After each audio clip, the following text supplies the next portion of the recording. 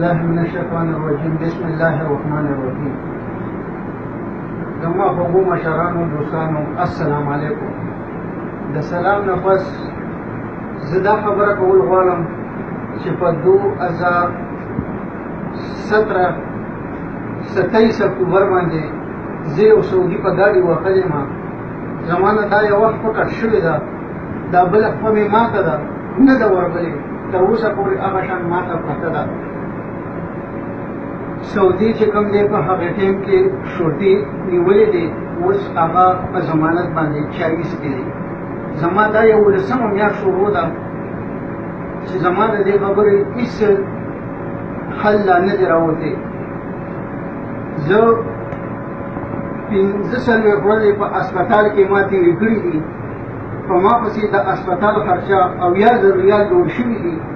زه د اسپتال نه 15 ورځې پس راوتی یم.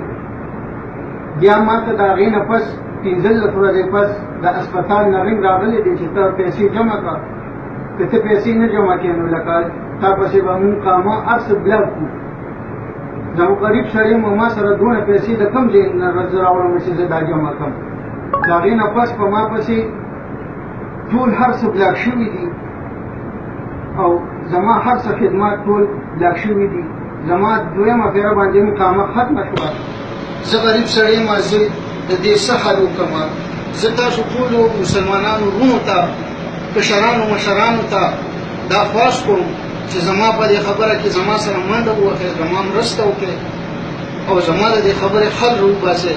او زه د سعودي حکومت ته سوال کوم، زه د پاکستان حکومت ته سوال کوم، د پاکستان چیف آرمی صاحب ته سوال کوم، د پاکستان چیف جسټس صاحب ته سوال کوم، د پاکستان وزیر اعظم عمران خان صاحب ته دا سوال کوم چې پلیز د خدای لپاره په ما غریب باندې رحم وکړئ او زما د دې خبرې څخه حل راوباسئ.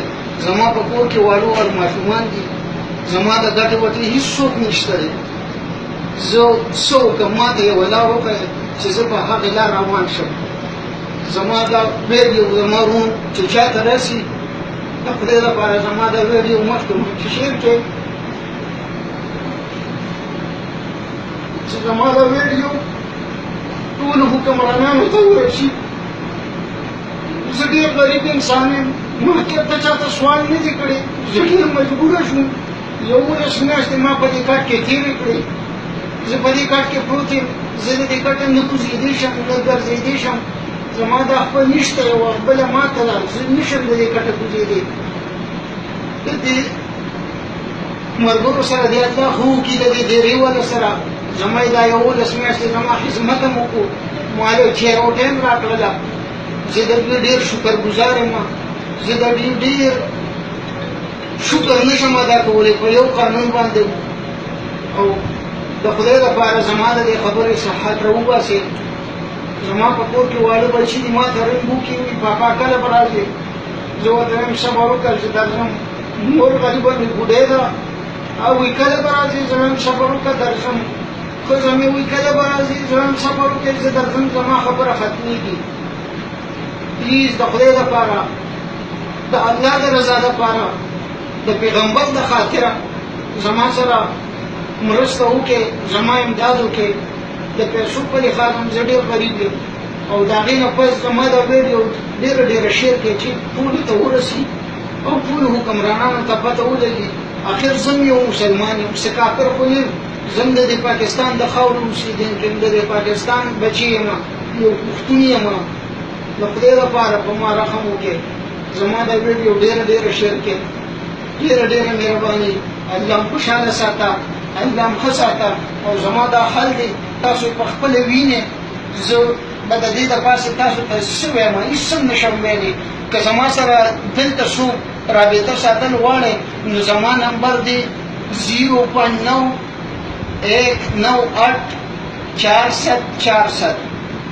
یو ځل بیا واورئ 0.91984747.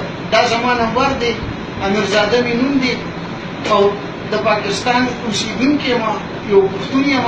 د ضلع مردان لونپړ د دړې د کلي اوسېدونکی یم. د دړې د کلي پاتې کېدونکی ما د مدرسې سره مې خوا کې کور دی زما نوم امیرزاده دی د پلار نوم مې خانزاده دی خدای پاک دې وبخي خدای دې ورله اته واړه جنتونه ورکړي وفات شوی دی زما پرونو کې زه مشر یم زما نه دوه وروڼه کشران دي خو غم زما نه ځان لري لکه زما د ګټې وټې څوک نشته بچي مې واړه دي د ګټې وټې لاندې دي پلیز د خدای لپاره زما سره زما مدد وکړئ او زما دپاره اواز چوت کې او ډېره ډېره مهرباني الله م خوشحاله ساته الله م ښه ساته الله م ښاد او آباد ساته چې په کوم ځای کې په کوم ملک کې الله م خوشحاله او آباد ساته ډېره ډېره مهرباني والسلام